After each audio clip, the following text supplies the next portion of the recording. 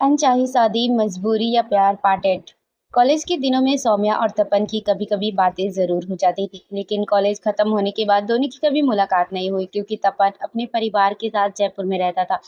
इसीलिए जब इतने सालों बाद अचानक सौम्या की उससे मुंबई में मुलाकात हुई, तो वो खुद भी हैरान रह गई कि आखिर तपन यहाँ कैसे। लेकिन फिर उसे पता चला कि तपन अब एक बहुत बड़ा इवेंट मैनेजर बन चुका है और अर्णव की शादी की सभी फंक्शन की जिम्मेदारी उसी के हाथों में है। तपन ने बताया कि वो सिर्फ एक इंडस्ट्री ही नहीं, बल्कि कई बड़ी बड़ी कंपनियों के इवेंट संभाल चुका है और आज उसने अपने नाम का एक अलग मुकाम बना लिया है। ये सुनकर सौम्या के चेहरे पर सच्ची खुशी झलक उठी थी। उसने मुस्कुराते हुए कहा, वाह तपन, तुमने तो सच में अपने सपनों को हकीकत बना दिया। तुम्हारी मेहनत आखिर रंग ले ही आई। मुझे तुम पर बहुत गर्व है। सौम्या की तारीफ सुनकर तपन हल्का सा मुस्कुराया, लेकिन अगले ही पल उसकी नज़र सौम्या की ज़िंदगी पर चली गई। उसने कहा, लेकिन शायद तुमने अपनी करियर पर उतना ध्यान नहीं दिया। पहले अचानक पढ़ाई छोड़ दी और फिर बिना कुछ बताए गायब हो गई। और अब तुम्हें यहाँ कपूर फैमिली के घर में देखकर लगा कि शायद तुम यहाँ काम करती हो। कितना सैलरी देते हैं ये लोग तुम्हें? तपन की बात सुनते ही सौम्या जोर से हंस पड़ी। तभी पीछे से साक्षी वहां आती है, प्यार से सौम्या को गले लगाती है और तपन की तरफ देखकर मुस्कुराते हुए कहती है, ये यहाँ कोई काम नहीं करती, ये इस घर की बहू है, मेरी प्यारी भाभी। साक्षी की बात सुनते ही जैसे तपन के पैरों तले जमीन खिसक गई। उसके चेहरे का रंग उड़ गया क्योंकि जिस लड़की को वो सालों से अपने दिल में बसाया बैठा था, वो आज किसी और की पत्नी बन चुकी थी। दरअसल कॉलेज के दिनों से ही तपन सौम्या को दीवानों की तरह चाहता था। वो हर पल उसके आसपास रहने का मौका ढूंढता, उससे नज़दीकियां बढ़ाने की कोशिश करता, लेकिन सौम्या का ध्यान हमेशा सिर्फ अपनी पढ़ाई और अपने सपनों पर रहता था। उसने इन प्यार मोहब्बत की बातों में कभी दिलचस्पी ही नहीं दिखाई थी, लेकिन तपन का जुनून वक्त के साथ और खतरनाक होता जा रहा था।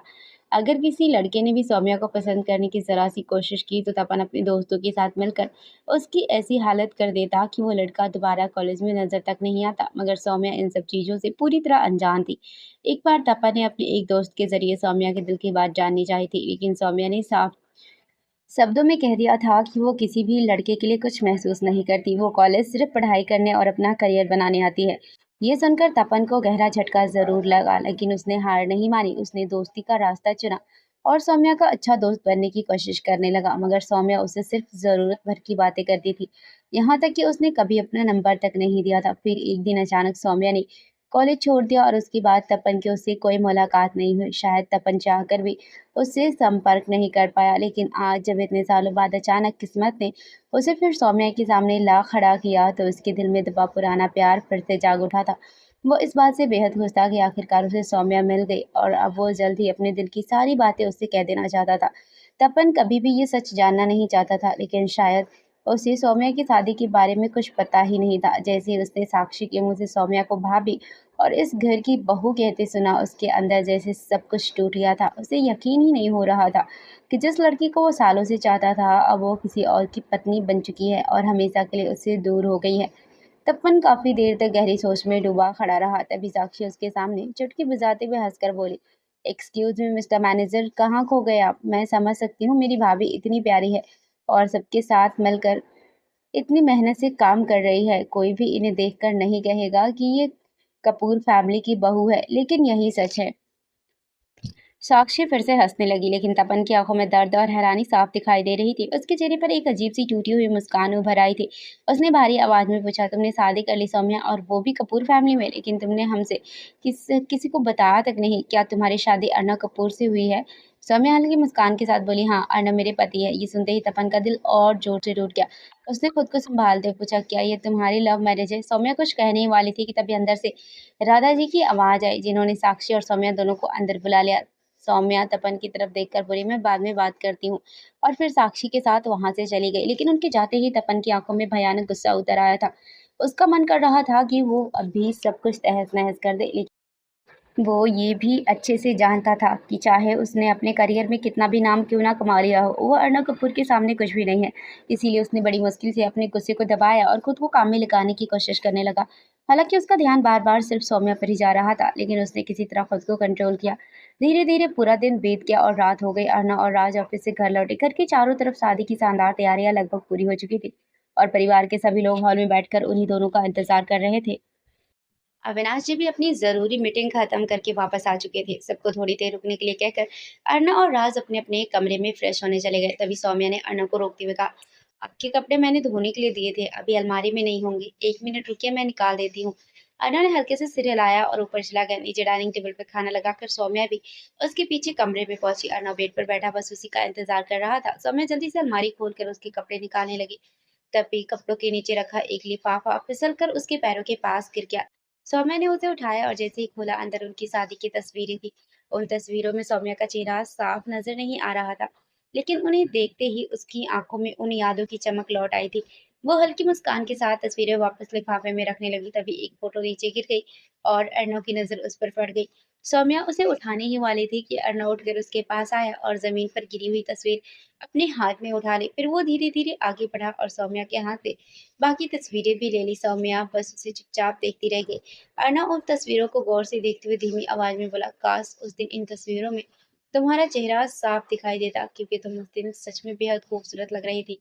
अर्नव की ये बात सुनकर सौम्या पूरी तरह चौंक गई। सौम्या अर्नव की बात सुनकर पूरी तरह चौंक गई थी। उसने हैरानी से पूछा, लेकिन आपको कैसे पता? उस दिन तो आपने मुझे ठीक से बात तक नहीं की थी। अर्नव हल्का सा मुस्कुराया और धीमी आवाज में बोला, हाँ, मैं बहुत गुस्से में था, लेकिन गृह प्रवेश के बाद मैंने तुम्हें देखा था और सच कहूँ, आज भी जब उस दिन को याद करता हूँ तो तुम्हारा वही चेहरा आंखों के सामने आ जाता है। तुमने ज्यादा मेकअप भी नहीं किया था और फिर दुल्हन के रूप में तो तुम बेहद खूबसूरत लग रही थी।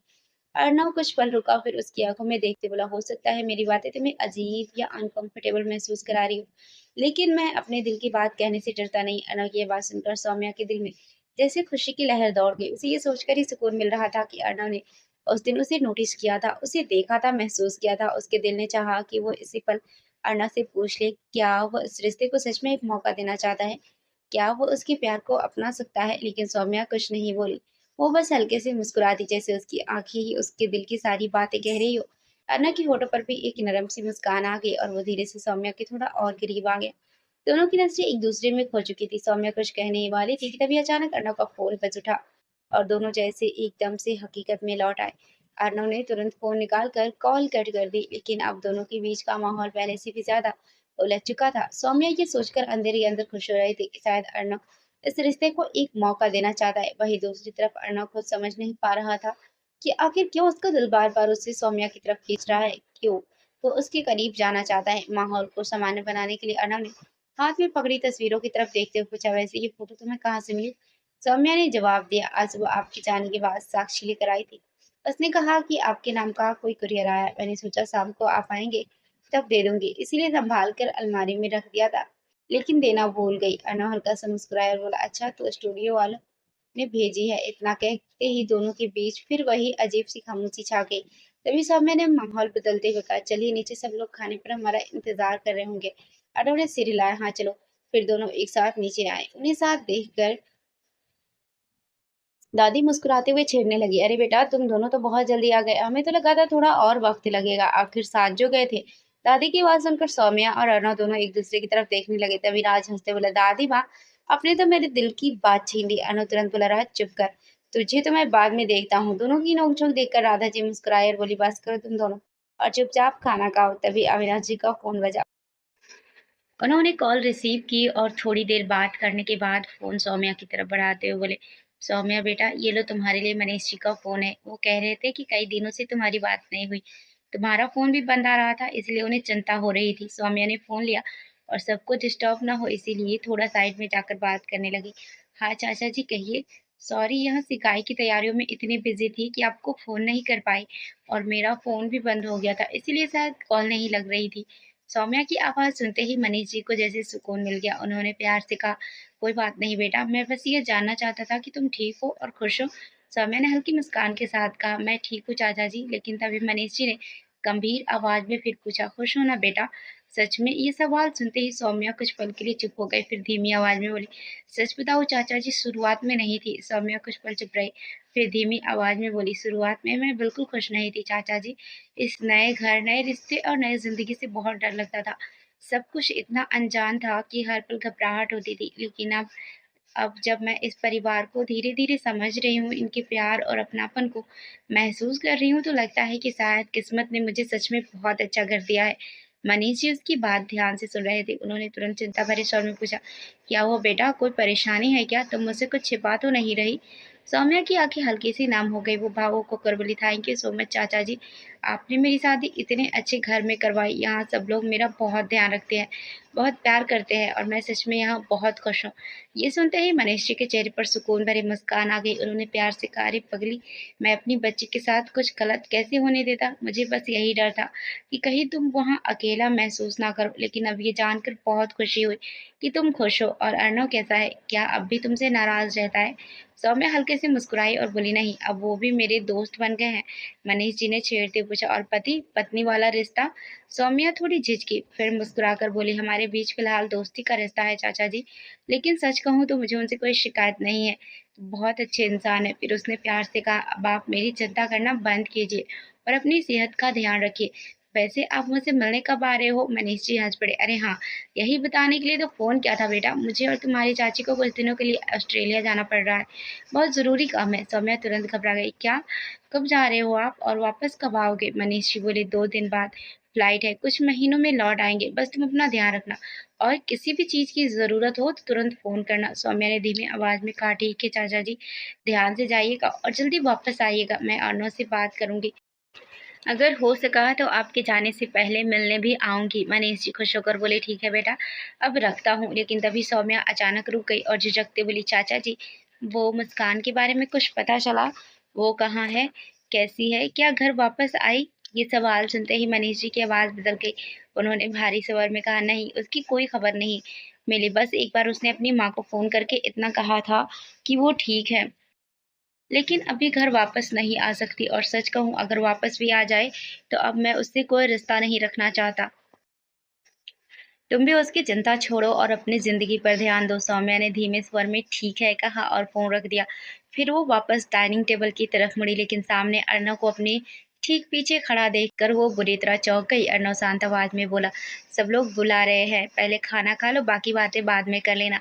सौम्या ने बस चुपचाप सिर हिला दिया और दोनों वापस जाकर टेबल पर बैठ गए। लेकिन अब सौम्या की नज़रें बार-बार अर्णव पर ही टिक रही थी। उसके मन में बस एक ही सवाल घूम रहा था, क्या अर्णव ने मुस्कान के बारे में उसकी बातें सुन ली थी? और अगर सुन ली थी तो क्या अब भी मुस्कान का नाम सुनकर उसे फ़र्क पड़ता है क्या? उसके दिल में अभी मुस्कान के लिए कुछ बाकी है? सौम्या इन सवालों में उलझती जा रही थी, लेकिन अर्णव के चेहरे से उसे कोई जवाब नहीं मिल रहा था। वो बिल्कुल सामान्य बैठा था, जैसे उसने कुछ सुना ही ना हो। तभी खाना खाते-खाते अचानक अविनाश जी ने राधा जी से पूछा, अरे राधा, वो नेहा यहाँ कब तक पहुँच रही है? राधा जी कुछ जवाब देती उससे पहले ही राज चौंक कर बोल पड़ा, क्या नेहा यहाँ आ रही है? राधा जी ने हैरानी से कहा, तो क्या हुआ, 2 दिन बाद तुम्हारी सगाई है, ऐसे में वो आएगी ही ना? राज घबरा कर बोला, लेकिन क्यों? तभी अर्णव मुस्कुराते बोला, क्योंकि वो हमारी बचपन की दोस्त है, भूल गया क्या?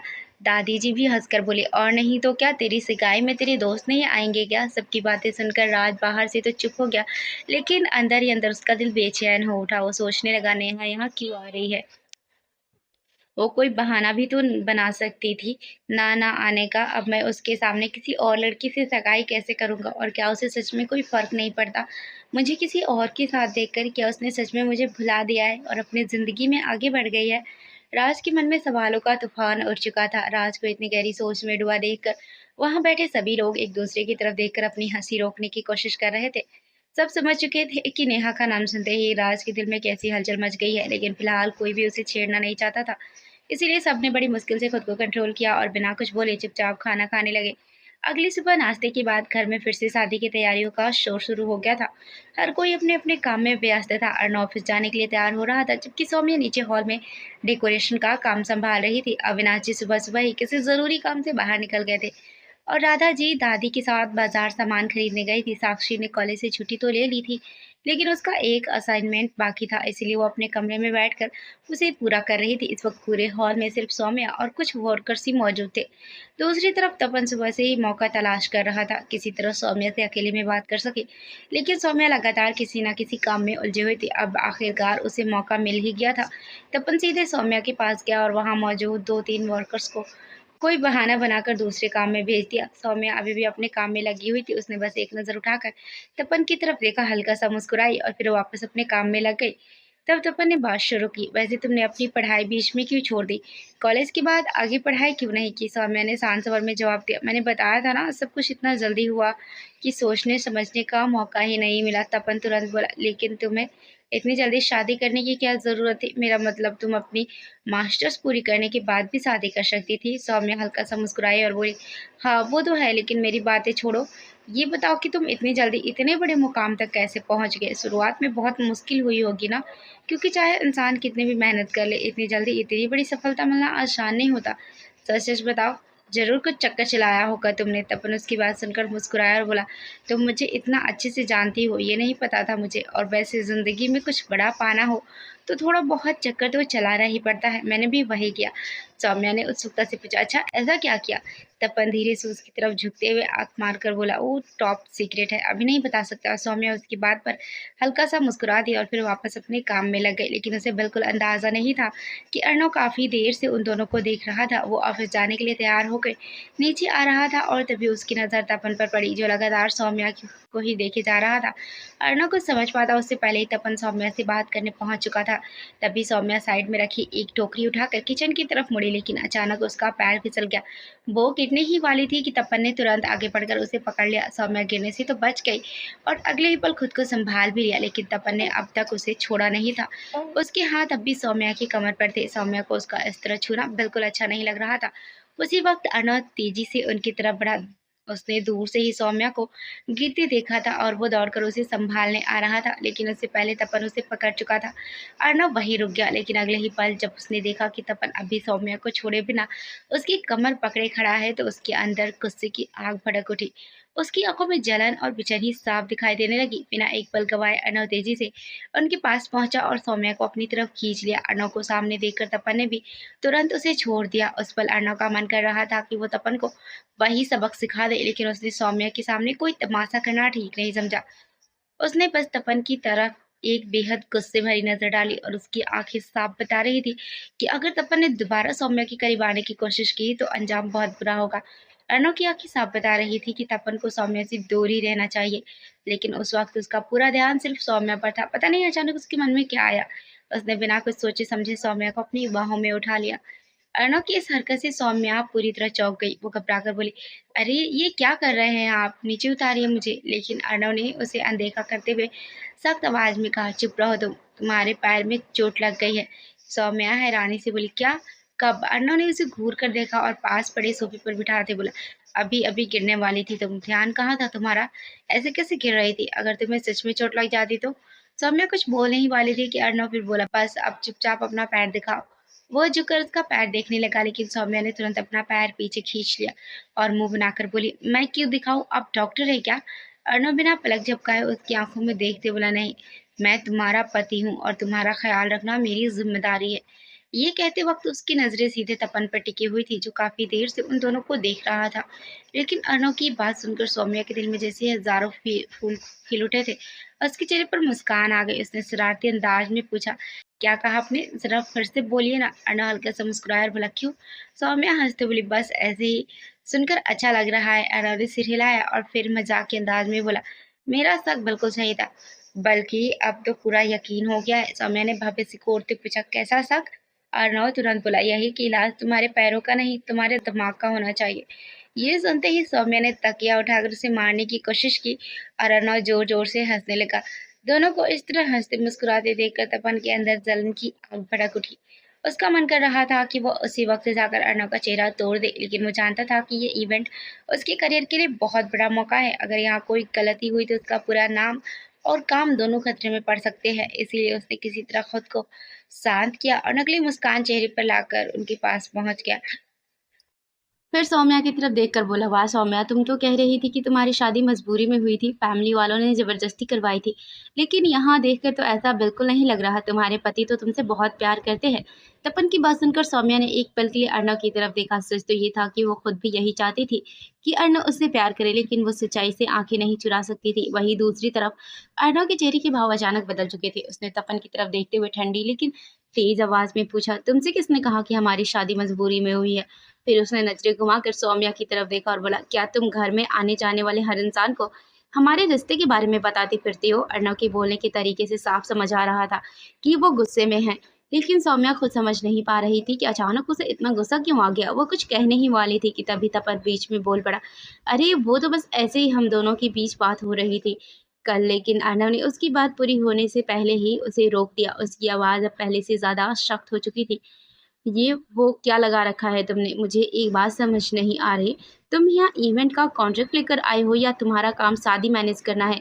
फिर तुम यहाँ मेरी पत्नी के साथ खड़े होकर इतनी बातें क्यों कर रहे थे? तुम्हारा ध्यान काम पर है भी या नहीं?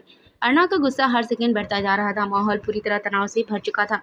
तभी सौम्या तुरंत उठी और अर्णव को शांत करने की कोशिश करते बोली, अरे रुकिए, आप बेवजह इतना गुस्सा क्यों कर रहे हैं?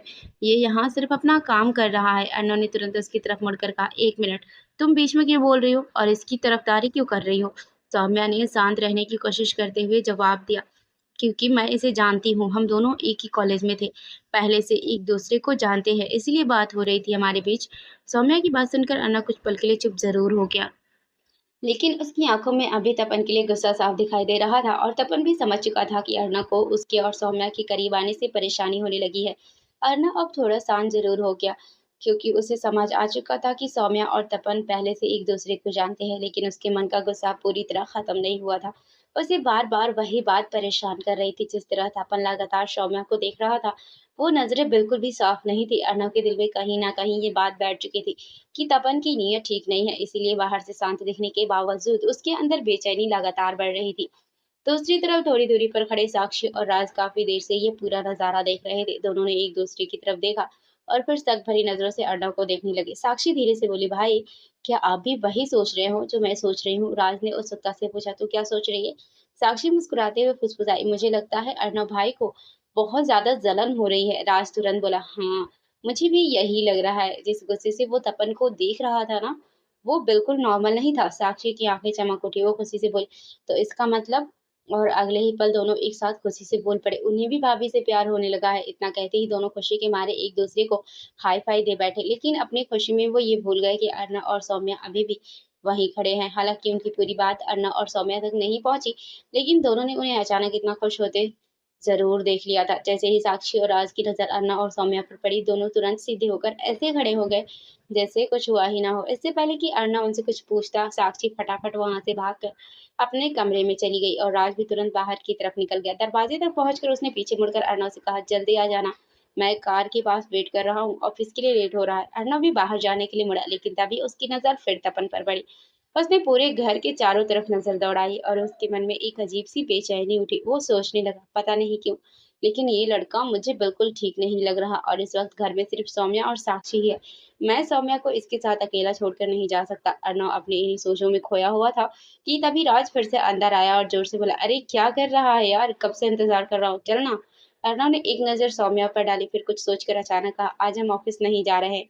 राज चौंक गया, क्या पागल हो गया है क्या? परसों मेरी सगाई है और तू बोल रहा है ऑफिस नहीं जाएंगे? फिर उसे अचानक याद आया और वो बोला, अबे आज शाम 4 बजे मिस्टर सिंघानिया के साथ हमारी बहुत जरूरी मीटिंग है, भूल गया क्या? ये सुनते ही अर्णव सोच में पड़ गया। वो सौम्या को यहाँ अकेला छोड़ना नहीं चाहता था, लेकिन वो मीटिंग भी बेहद जरूरी थी। कुछ पल सोचने के बाद उसने राज से कहा, ठीक है, तू अभी जा, मुझे यहाँ थोड़ा काम है, मैं बाद में आ जाऊंगा और टेंशन मत ले, 4 बजे से पहले ऑफिस पहुंच जाऊंगा।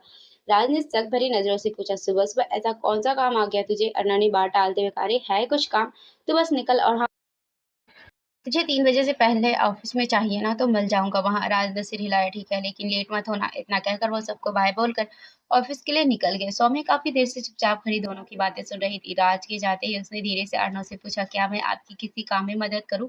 अर्णव ने उसकी तरफ देखा, किस काम में? सौम्य बोली, आपने कहा ना कि आपको यहाँ कुछ काम है, तो सोचा शायद मैं मदद कर दूं। अर्णव ने तुरंत कहा, नहीं, जरूरत नहीं है। इतना कहकर वो मुड़ा और जाने लगा, लेकिन अगले ही पल अचानक रुक गया। सच तो ये था कि वो सौम्य को यहाँ अकेला छोड़कर ऊपर कमरे में भी नहीं जाना चाहता था। उसने बिना उसकी तरफ देखे कहा, सुनो, जल्दी से ऊपर कमरे में आओ, मुझे तुमसे कुछ बात करनी है। सौम्या हैरानी से उसे देखने लगी, क्योंकि अर्णव की आवाज में इस बार कुछ अलग ही गंभीरता थी। सौम्या हैरानी से अर्णव को देखने लगी और बोली, अभी तो आपने कहा था कि मेरी मदद की जरूरत नहीं है। अर्णव तुरंत बोला, पहले नहीं था, लेकिन अब है। क्या तुम्हें मेरी मदद करने में कोई परेशानी है? सौम्या ने हल्की नाराजगी के साथ कहा, मुझे क्या परेशानी होगी, लेकिन नीचे इतना सारा काम पड़ा है। अर्णव ने बिना उसे बोलने का मौका दिया, कहा, नीचे काम करने के लिए वर्कर्स है, तुम अभी मेरे साथ ऊपर चलो, मेरा काम ज्यादा जरूरी है। इतना कहकर वो सौम्या को अपने साथ कमरे में ले गया। पीछे पड़ा तपन बस उन्हें जाते हुए देखता रह गया। उसकी आंखों में जलन साफ दिखाई दे रही थी, लेकिन उसने किसी तरह अपने गुस्से को काबू किया और चुपचाप घर से बाहर निकल गया। कमरे में पहुंचते ही सौम्या ने हाथ बांध कर पूछा, अब बताइए, ऐसा कौन सा जरूरी काम था? अर्नव कुछ सेकंड तक इधर उधर देखने का नाटक करता रहा, फिर बोला, ओ मेरी आज की मीटिंग वाली फाइल्स नहीं मिल रही है। सौम्या तुरंत बोली, तो मुझे कैसे पता होगा कि आपकी फाइल्स कहाँ है? आपके ऑफिस का काम मैं थोड़ी संभालती हूँ, वो सब तो आप खुद रखते हो ना। अर्नव ने गंभीर चेहरा बनाकर कहा, हाँ, लेकिन क्या अब तो मेरी थोड़ी मदद भी नहीं कर सकती उन्हें ढूंढने में? सौम्या ने गहरी सांस लेते हुए कहा, मैंने मना कब किया? आप पहले ये तो याद कीजिए कि आखिरी बार कहाँ रखी थी? अर्नव तुरंत बोला, तुम सच में अपना दिमाग इस्तेमाल नहीं करती क्या? सौम्या चिढ़कर बोली, अब मैंने क्या कर दिया? अर्नव ने माथा पकड़ते हुए कहा, अगर मुझे याद होता कि मैंने कहाँ रखी है तो मैं खुद जाकर उठा नहीं लेता। क्या? सौम्या ने मुंह बनाकर कहा, हाँ, लेकिन थोड़ा बहुत तो याद होगा ना, बिना कुछ याद किए इतने बड़े कमरे में कैसे ढूंढेंगे? अर्नव ने झूठी गंभीरता से कहा, नहीं, मुझे कुछ याद नहीं, बस इतना पता है कि फाइल इसी कमरे में कहीं है।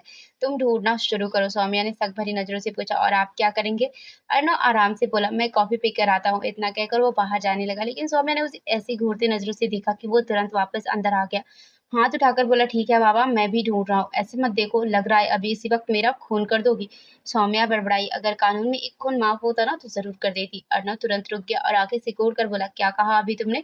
सौम्या एकदम मासूम चेहरा बनाकर बोली, क्या? मैंने कुछ नहीं कहा। फिर दोनों बहस करते हुए कमरे में फाइल ढूंढने का नाटक करने लगे, लेकिन असलियत ये थी कि अर्नव की कोई फाइल खोई ही नहीं थी। वो तो बस जानबूझकर समय बिता रहा था ताकि सौम्या घर में तपन के साथ अकेली न रह जाए। दूसरी तरफ राज ऑफिस पहुंच चुका था। कुछ देर बाद राधा जी और दादी जी भी बाजार से वापस आ गई थी। अब अर्नव को थोड़ा सुकून मिला और वो ऑफिस जाने के लिए तैयार होने लगा। उसे अचानक तैयार होता देखकर सौम्या ने हैरानी से पूछा, अरे फाइल तो अभी तक मिली नहीं, और इसके बिना कैसे जा रहे हैं आप? अर्नव एक पल के लिए अटक गया। हाँ वो, फिर तुरंत बोला, अरे अभी राज का मैसेज आया, फाइल ऑफिस में ही रह गई थी, अब यहाँ ढूंढने की जरूरत नहीं है। ये सुनते ही सौम्या का मुंह खुला का खुला रह गया। वो गुस्से से बोली, क्या फाइल ऑफिस में थी और आप यहाँ 2 घंटे से मुझसे मेहनत करवा रहे थे? अर्नव तुरंत हाथ जोड़ते बोला, सॉरी सॉरी, मदद के लिए थैंक यू। अच्छा, अब मैं चलता हूँ, बाय। इतना कहकर वो फटाफट कमरे से बाहर भाग गया। सौम्या अभी उसकी बात समझने की कोशिश ही कर रही थी कि तभी अर्नव वापस लौटा और जल्दी जल्दी बोला, और सुनो, अगर बहुत जरूरी ना हो तो कमरे से बाहर मत जाना, यहीं रहकर काम करना, और अगर बाहर जाना पड़े तो दादी या माँ के साथ जाना, ओके? बाय। इतना कहकर वो बिना उसका जवाब सुने फिर तेजी से निकल गया। सौम्या उसे जाते हुए देखती रह गई, फिर जोर से बोली, क्या? लेकिन क्यों? मगर तब तक अर्नव जा चुका था। सौम्या खुद से ही बड़बड़ाने लगी, लगता है इन्हें सच में पागलपन के दौरे पड़ने लगे हैं। कभी कुछ बोलते हैं, कभी कुछ करते हैं, कई बार तो समझ ही नहीं आता कि आखिर कहना क्या चाहते हैं। ये कहते हुए नीचे चली गई। नीचे हॉल में तपन ने जैसे ही उसे अकेले देखा, वो तुरंत उसके पास जाने लगा ताकि उसे बात कर सके, लेकिन तभी राधा जी ने आवाज लगाई, सौम्या बेटा, जरा मेरे कमरे में आना, मुझे तुमसे कुछ काम है। सौम्या तुरंत उनकी तरफ चली गई और तपन फिर से वहीं खड़ा रह गया। शाम को मीटिंग खत्म करके अर्नव और राज दोनों घर लौटे। जैसे ही दोनों अंदर आए, घर के अंदर से जोर जोर की हंसी और बातों की आवाजें सुनाई देने लगी। दोनों ने एक दूसरे की तरफ देखा क्योंकि घर का माहौल कुछ ज्यादा ही बदला हुआ लग रहा था। अर्नव और राज जैसे ही घर के अंदर पहुंचे, दोनों ने एक दूसरे की तरफ हैरानी से देखा। पूरे घर में जोर जोर की हंसी और बातचीत की आवाजें गूंज रही थी। दोनों समझ ही नहीं पा रहे थे आखिर घर में कौन आया है, लेकिन अगले ही पल जैसे ही वो हॉल में पहुंचे, सामने का नजारा देखकर राज के पैरों तले जमीन खिसक गई। सामने सोफे पर नेहा अपने पूरे परिवार के साथ बैठी थी और घर के बाकी लोग भी उनके साथ हंसते बातें कर रहे थे। अर्नव भी उन्हें देखकर खुश हो गया, लेकिन राज का चेहरा देखते ही उसने अपनी खुशी तुरंत छिपा ली थी। राज पूरी तरह कंफ्यूज होकर अर्नव की तरफ देखने लगा। अर्नव ने दोनों हाथ ऊपर उठाकर इशारा किया कि उसे भी इस बारे में कुछ नहीं पता। तभी सामने ने दरवाजे पर खड़े दोनों को देख लिया। वो मुस्कुराते बोली, अरे आप दोनों आ गए, आइए ना अंदर, सब लोग अभी आपकी ही बातें कर रहे थे। राज ने हैरानी से पूछा, मेरी बातें? क्यों? तभी सुभाष जी हंसते बोले, अरे भाई, तुम्हारी सगाई है तो बातें भी तुम्हारी ही होगी ना। लेकिन राज ने उनकी बात का कोई जवाब नहीं दिया। उसने उन्हें पूरी तरह नजरअंदाज कर दिया। वो देखकर वहां मौजूद सभी लोग समझ गए कि राज के दिल में अभी सुभाष जी के लिए कितना गुस्सा भरा हुआ है, लेकिन उस वक्त किसी ने कुछ कहना ठीक नहीं समझा। राज ने सीधे राधा जी की तरफ देखकर पूछा, लेकिन ये लोग अचानक यहाँ क्यों आए हैं? राधा जी ने मुस्कुराकर कहा, अरे तेरी सगाई के लिए आए हैं बेटा, हमारे मेहमान हैं। ये सुनकर राज अंदर तक हिल गया। उसे यकीन ही नहीं हो रहा था कि नेहा खुद उसकी सगाई में शामिल होने यहाँ आई है। वो सोच भी नहीं पा रहा था कि वो नेहा के सामने किसी और लड़की से सगाई कैसे करेगा। उसके दिमाग में एक साथ हजार सवाल दौड़ने लगे। क्या नेहा जानबूझकर यहाँ आई है, या उसने सच में मुझे बुला दिया? क्या उसे सच में कोई फर्क नहीं पड़ता मुझे किसी और का होते देखकर? ये सब आखिर क्या हो रहा है? उसे देखकर तो ऐसा भी नहीं लग रहा कि वो दुखी है। क्या उसने सच में मूव ऑन कर लिया? तभी अन्ना ने उसके कंधे पर हाथ रखा और पूछा, क्या हुआ, कहाँ खो गया? राज ने खुद को संभालते हुए कहा, कुछ नहीं, बस ऐसे ही। इतना कहकर वो बिना किसी से ज्यादा बात के सीधे ऊपर अपने कमरे में चला गया। राधा जी उसे रोकना चाहती थी, लेकिन अविनाश जी ने उन्हें इशारे से मना कर दिया। कमरे में पहुंचते ही राज ने दरवाजा बंद किया और वहीं दरवाजे के पास जमीन पर बैठ गया। अब उससे ये सब बर्दाश्त नहीं हो रहा था। वो खुश होने का दिखावा करते करते थक चुका था। वो खुद से बड़बड़ाने लगा, ये सब क्या हो रहा है यार? पहले किसी और लड़की से शादी की बात और अब नेहा के सामने ही मेरी सगाई। नो वे, मैं ये नहीं कर सकता। लेकिन नेहा यहाँ आने के लिए मान कैसे गई? उस दिन मैंने उसे इतना खुश कहा था, फिर भी वो और मिस्टर राठौड़ यहाँ आ गए। क्या मुझे उससे अलग करके भी उन्हें सुकून नहीं मिला, जो अब मेरे सामने उसे लाकर मुझे और तड़पाना चाहते हैं? राज का दिमाग पूरी तरह उलझ चुका था। वो काफी देर तक वहीं बैठा रहा। साक्षी और अर्णव उसे नीचे खाने के लिए बुलाने भी आए, लेकिन उसने दरवाजा तक नहीं खोला। आखिर में सौम्या ने उसका खाना ऊपर भिजवा दिया, लेकिन उसने उसे भी हाथ नहीं लगाया था। वो बस अकेले बैठा अपने विचारों में डूबा रहा। काफी देर तक सोचते सोचते अचानक उसके अंदर गुस्से का विस्फोट हो गया। उसने जोर से सामने रखी टेबल का मुक्का मार दिया। टेबल पर रखी खाने की प्लेट नीचे गिर गई और साथ रखा फ्लावर पॉट भी जमीन पर बिखर गया। उसके हाथ में कांच लग गया और खून बहने लगा, लेकिन उसे दर्द तक महसूस नहीं हुआ, क्योंकि इस वक्त उसके दिल का दर्द उससे कहीं ज्यादा बड़ा था। काफी देर सोचने के बाद उसने आखिर कोई फैसला कर लिया। वो तुरंत उठा और कमरे से बाहर निकल आया। अब वो पूरे घर में नेहा को ढूंढने लगा। उसने एक वर्कर से पूछा तो उसने बताया, नेहा मैम अभी थोड़ी देर पहले टेरेस पे गई है। ये सुनते ही राज तेजी से सीढ़ियों की तरफ बढ़ गया। टेरेस पे पहुंचते उसने नेहा को किनारे खड़े देखा। वो चांद की तरफ देख रही थी। उसके कानों में हेडफोन लगे हुए थे और शायद वो कोई गाना सुन रही थी। ठंडी हवा उसके बालों को उड़ा रही थी और राज कुछ पल वहीं खड़ा बस उसे देखता रह गया। राज भारी कदमों से नेहा के पास जाकर उसके सामने खड़ा हो गया। राज को देखते ही नेहा के चेहरे की मुस्कान पल भर में गायब हो गई। उसने धीरे से अपने हेडफोन उतार कर एक तरफ रख दिया। राज बिना कुछ कहे बस उसे लगातार देखता रहा। नेहा कुछ बोलने ही वाली थी कि तभी उसकी नजर राज के हाथ पर पड़ी। उसके हाथ से खून बह रहा था। कुछ खून जम चुका था और कुछ अब भी टपक रहा था। ये देखकर नेहा बुरी तरह घबराई। उसने तुरंत राज का हाथ पकड़ लिया और कांपती आवाज में बोली, ये क्या हो गया है तुम्हें? इतनी गहरी चोट कैसे लगी? और तुमने इसे ऐसे खुला क्यों छोड़ रखा है? पट्टी क्यों नहीं करवाई? देखो कितना खून बह रहा है। राज मेरी बात सुन रहे हो ना? लेकिन राज ने धीरे से अपना हाथ छुड़ाया और अगले ही पल अपने दोनों हाथों से नेहा का चेहरा थाम लिया। और उसकी आंखों में बेचैनी, दर्द और बिखरा हुआ प्यार साफ दिखाई दे रहा था। वो धीमी मगर कांपती आवाज में बोला, क्या तुम मुझसे शादी करोगी? ये सुनते ही नेहा पूरी तरह शन्य रह गई। उसे समझ ही नहीं आया कि अचानक राज को क्या हो गया है। वो खुद को संभालते बोली, तुम ये क्या कह रहे हो? होश में तो हो ना? राज की आंखें भर आई। वो बोला, अब तक शायद नहीं था, लेकिन अब सब समझ आ गया है। मैं तुम्हारे बिना नहीं रह सकता नेहा। मुझे सिर्फ तुम्हारे साथ जीना है। मैं तुम्हारी जगह किसी और को कभी नहीं दे सकता। प्लीज मुझसे शादी कर लो। राज की बातें सुनकर नेहा के दिल में खुशी का तूफान उठ चुका था, लेकिन वो किसी भी कीमत पर अपना प्लान खराब नहीं करना चाहती थी।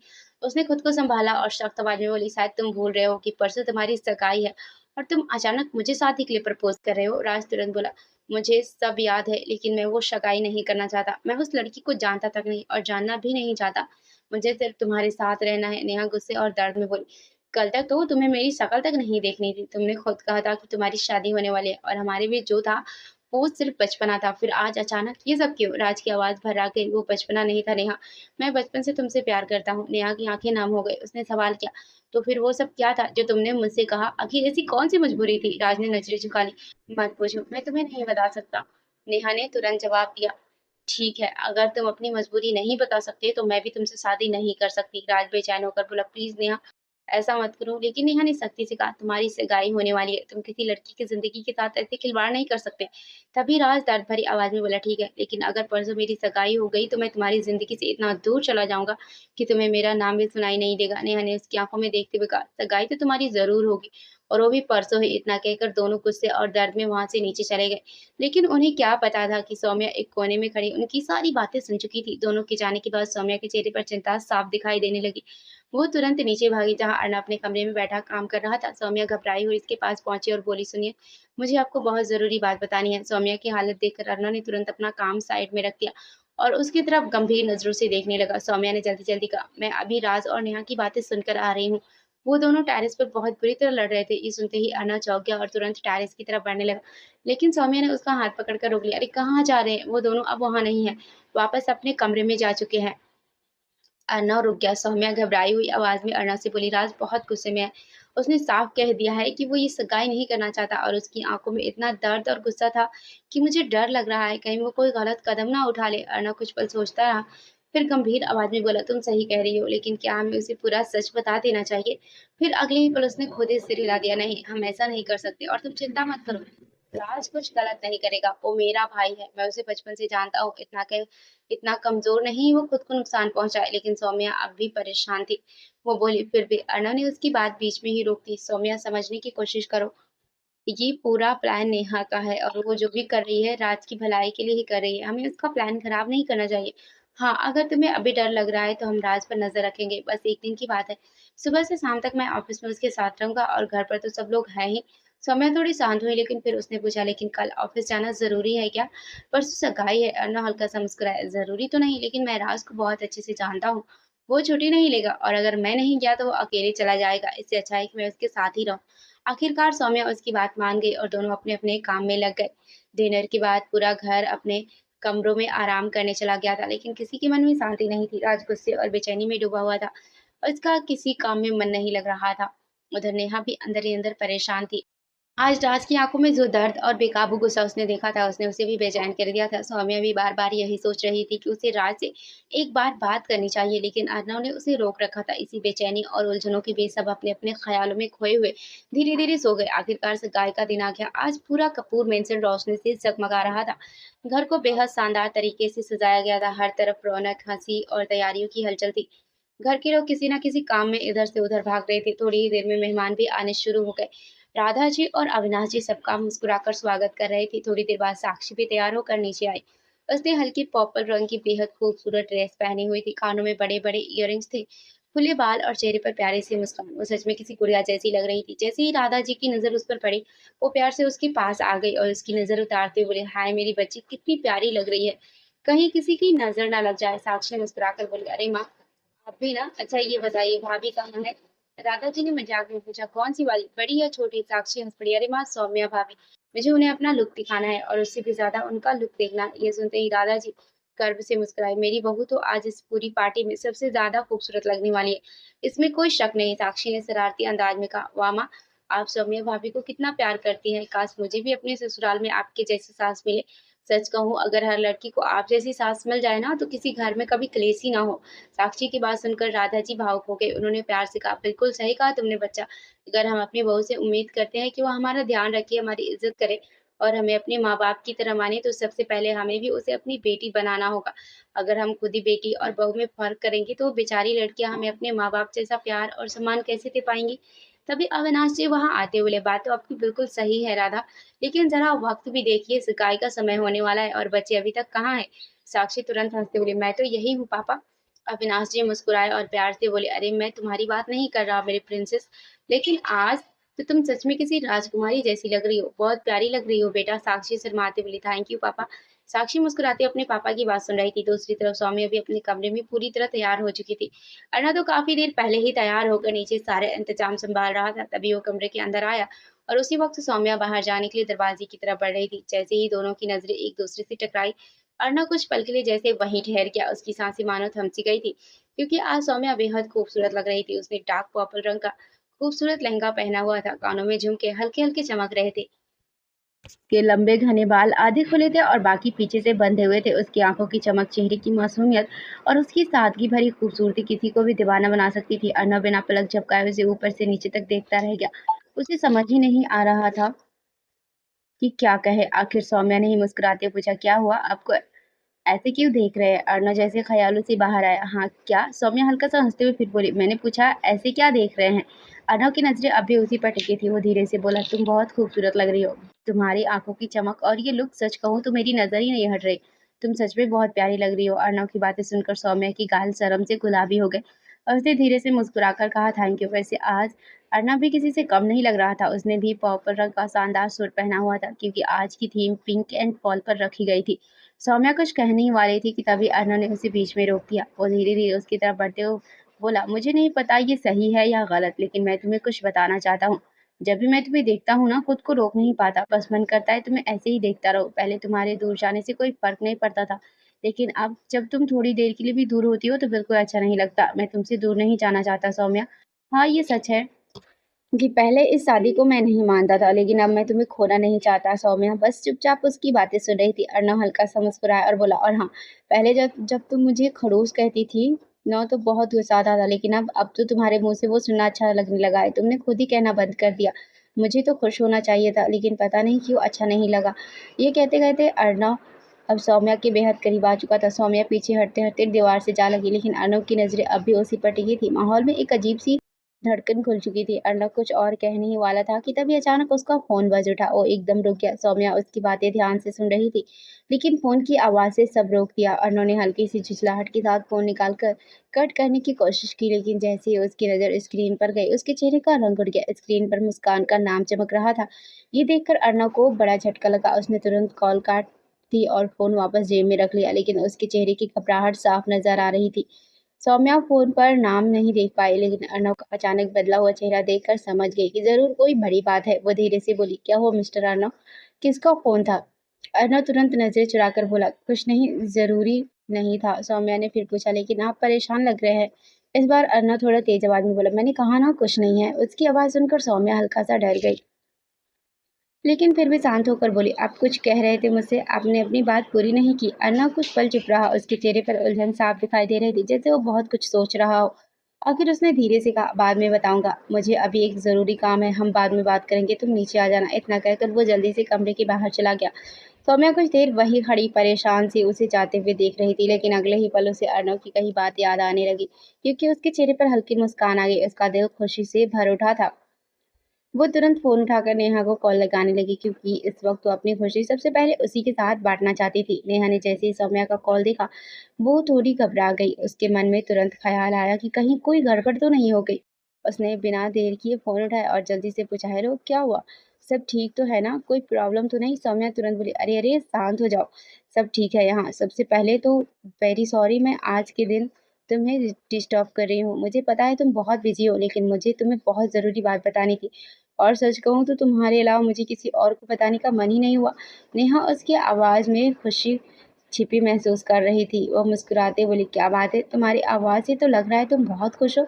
जल्दी बताओ क्या हुआ है?" सौम्या शर्माते बोली, "वो अभी जब मैं नीचे जा रही थी ना, तो मिस्टर अर्नव" और फिर उसने नेहा को एक-एक बात बताई, कैसे अर्नव ने उसे रोका, उसकी तारीफ़ की, उससे दूर ना जाने की बात कही और अपने दिल की बातें उसके सामने रख दी। ये सब सुनते ही नेहा खुशी से उछल पड़ी। वो उत्साह में बोली, "मतलब अर्णव को भी तुमसे प्यार हो गया है, तभी तो वो तुम्हें खोने से डर रहा है और इतनी सारी बातें कह रहा था।" लेकिन सौम्या अभी थोड़ी उलझन में थी। वो धीरे से बोली, "पर अगर उन्होंने ये सब बस ऐसे ही कह दिया हो तो?"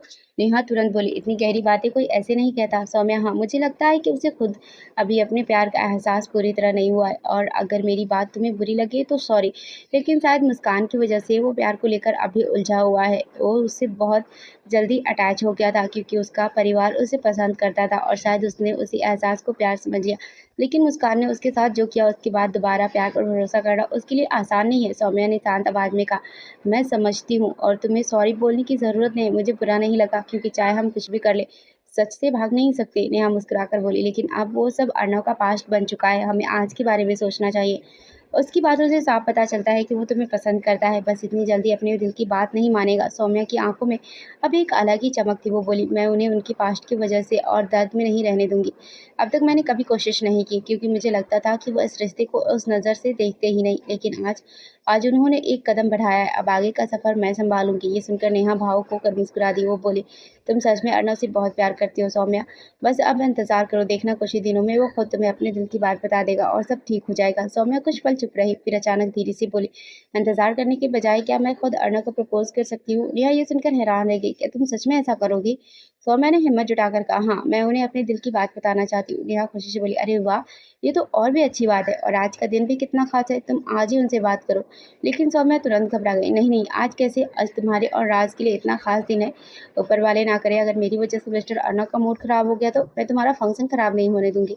नेहा हंसते बोली, "ओफो, तुम बेकार में डर रही हो, ऐसा कुछ नहीं होगा, और अगर फिर भी डर लग रहा है तो सगाई के बाद प्रपोज कर देना।" सौम्या मुस्कुराकर बोली, "हाँ, मैं कुछ सोचती हूँ, और सच में सॉरी, आज के दिन तुम्हें परेशान कर रही हूँ।" नेहा तुरंत नकली गुस्से में बोली, "अगर एक बार और सॉरी कहा ना तो मैं तुमसे बात नहीं करूंगी।" ये सुनकर सौम्या हंस पड़ी, "अच्छा बाबा, अब नहीं कहूंगी।"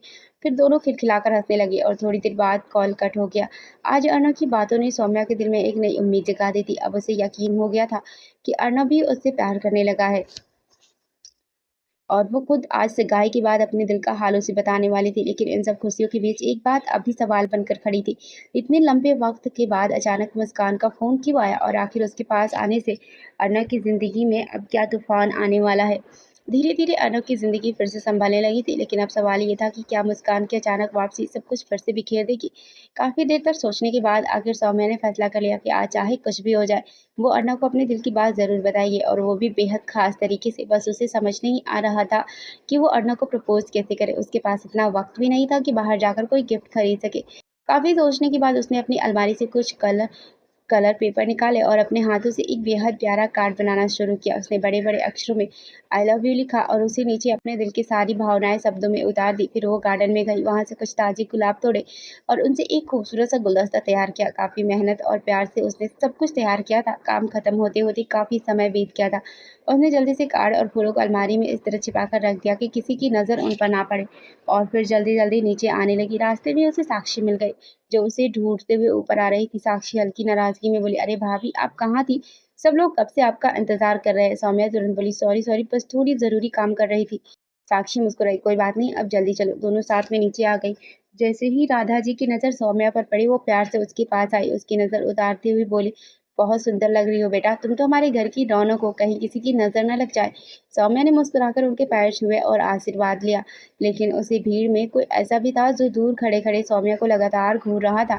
उसकी नजरों में तारीफ नहीं बल्कि गंदी चाहत छिपी थी, और वो था तपन। दूसरी तरफ अपने कमरे में राज बार बार किसी को फोन मिलाने की कोशिश कर रहा था, लेकिन सामने से कोई आवाज नहीं आ रहा था। गुस्से और बेचैनी में उसका चेहरा लाल हो चुका था।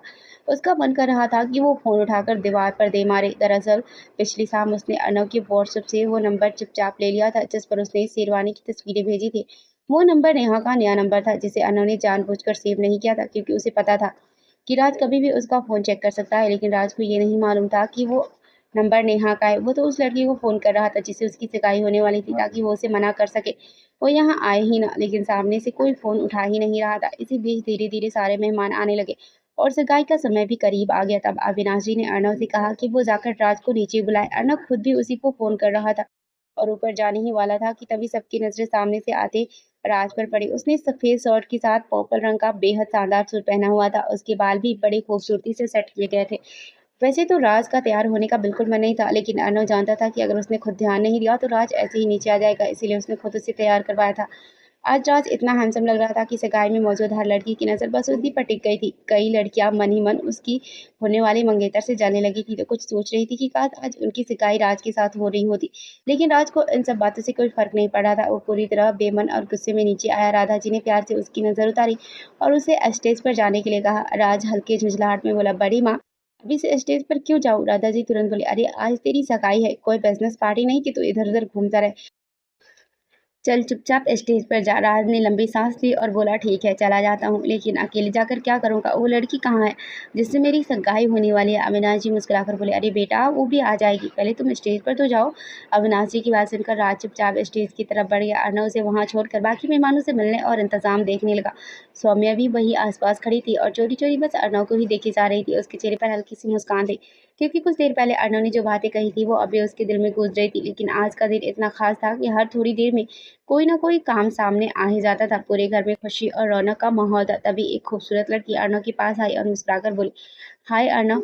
अर्नव ने उसकी तरफ देखा, लेकिन उसे पहचान नहीं पाया। वो निर्मता से बोला, हाय, क्या मैं आपको जानता हूँ? लड़की मुस्कुराई और बोली, नहीं, आई एम सोफिया, वैसे मैं भी आपको नहीं जानती। इतना कहकर उसने अर्नव की तरफ हाथ बढ़ाया। दूर खड़ी सौम्या काफी देर से उन दोनों को देख रही थी और अब उसके चेहरे पर हल्की जलन साफ नजर आने लगी थी। वो मन ही मन बड़बड़ाई, अब ये छिपकली कौन है और मेरे अर्नव से इतनी चिपक क्यों रही है? इसकी तो मैं फिर खुद को शांत करते बोली, शांत सौम्या, शांत। हो सकता है इनकी कोई दोस्त हो, लेकिन आखिर बातें क्या हो रही है? मुझे सुनाई नहीं दे रहा है, थोड़ा पास जाना पड़ेगा। सौम्या धीरे धीरे उनके करीब जाकर इस तरह खड़ी हो गई कि दोनों उसे देख ना सके। उधर अर्णव ने भी हाथ मिलाते हुए कहा, आई एम अर्णव कपूर, आपसे मिलकर खुशी हुई। ये सुनते ही सौम्या मन ही मन चिढ़ गई। वाह, बड़ी खुशी हो रही है इन्हें मिलकर, मुझे तो कभी ऐसे नहीं बोले। तभी सोफिया मुस्कुराते हुए अर्णव से फ्लर्ट करने लगी। अर्णव कपूर, आपका नाम भी बिल्कुल आपकी तरह हॉट है। अर्णव हल्का सा मुस्कुराया, थैंक यू। वैसे क्या आपने मेरा नाम पहले कभी नहीं सुना? सोफिया बोली, असल में मैं कल रात ही लंदन से इंडिया आई हूँ। इंडिया मेरा बर्थ पैलेस है, लेकिन ज्यादातर मैं लंदन में ही रहती हूँ। अर्णव तुरंत बोला, ओह लंदन, क्या तुम नेहा राठौर की दोस्त हो? सोफिया हैरान होकर बोली, यस ऑफ कोर्स, लेकिन तुम उसे कैसे जानते हो? अर्णव मुस्कुराया, क्योंकि नेहा भी मेरी बचपन की दोस्त है, वो पढ़ाई के लिए लंदन गई थी और तुम आज उसकी सगाई में आई हो, इसीलिए अंदाजा लगा लिया। सोफिया उसकी बात सुनकर प्रभावित हो गई। वो अर्णव को हवस भरी नजरों से देखते बोली, वाह, मतलब तुम सिर्फ हैंडसम ही नहीं, काफी इंटेलिजेंट भी हो। सच कहूँ तो तुम मुझे बहुत पसंद आए। अर्नव उसी पर समझ गया कि लड़की के इरादे ठीक नहीं है, इसीलिए उसे इग्नोर करके वहाँ से जाने लगा। लेकिन तभी उसकी नज़र थोड़ी दूर खड़ी सौम्या पर पड़ी, जो छिपकर दोनों की बातें सुन रही थी। अर्नव को अपनी तरफ आता देखकर सौम्या ने तुरंत नजरें फेरी, इसीलिए उसे पता ही नहीं चला कि अर्नव ने उसे देख लिया है। लेकिन वो अब भी गुस्से में बड़बड़ा रही थी। हे ऊपर वाले, कैसी लड़की है ये, दिन दहाड़े मेरे पति के साथ फ्लर्ट कर रही है। हैंडसम, इंटेलिजेंट, हॉट, पता नहीं क्या क्या बोली जा रही है। और ये मेरे पति देव को देखो कैसे हंस-हंस कर बातें कर रहे हैं, इन्हें तो मैं छोड़ूंगी नहीं। सौम्या के चेहरे की जलन देखकर अर्नव सब समझ गया था। अब उसे सौम्या को चिढ़ाने में मजा आने लगा, इसीलिए वो जानबूझकर वहीं रुक गया और सोफिया से बातें करने लगा। वो मुस्कुराकर बोला, तारीफ के लिए बहुत बहुत शुक्रिया मिस सोफिया, वैसे मुझे भी आप काफ़ी पसंद आई, यू आर गॉर्जियस। अर्नव की ये बात सुनते ही सोफिया के चेहरे पर खुशी फैल गई। उसे लगा शायद उसका जादू चल गया है, लेकिन दूसरी तरफ सौम्या का गुस्से से बुरा हाल हो चुका था। वो मन ही मन तिलमिलाकर बोली, हे ऊपर वाले, मैंने कैसे लड़के से शादी कर ली। मैं इनके लिए चाहे कुछ भी करूँ, लेकिन मेरे लिए तो इनके मुंह से दो तारीफ के शब्द नहीं निकलते। और यहाँ इस छिपकली के साथ देखो कैसे मुस्कुरा मुस्कुरा कर बातें कर रहे हैं, शादीशुदा होकर भी कैसी हरकतें कर रहे हैं। फ्रेंड्स, उम्मीद करती हूँ कि ये स्टोरी सीरीज आपको ज़रूर पसंद आएगी। अगर आपको कहानी अच्छी लगे तो अपना प्यार और सपोर्ट ज़रूर दिखाइएगा। वीडियो को लाइक करें, चैनल को सब्सक्राइब करें, और स्टोरी में कोई कमी हो तो कमेंट में ज़रूर बताएं कि आपको कहानी कैसी लगी। ऐसे ही नई और दिलचस्प कहानियाँ सबसे पहले सुनने के लिए स्टोरी हब को अभी सब्सक्राइब कर लीजिए। मिलते हैं अगले एपिसोड में एक नए ट्विस्ट के साथ। Thanks for watching.